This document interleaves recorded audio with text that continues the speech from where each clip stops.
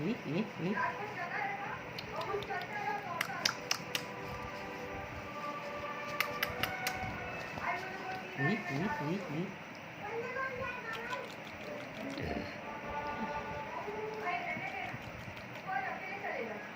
What?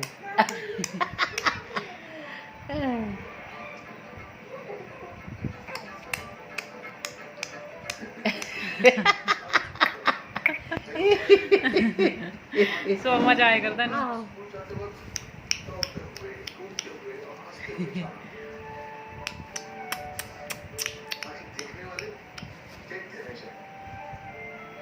चल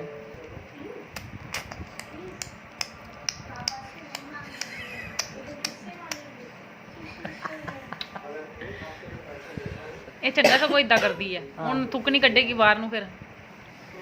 ये टापा ये मार हो गई लूंगी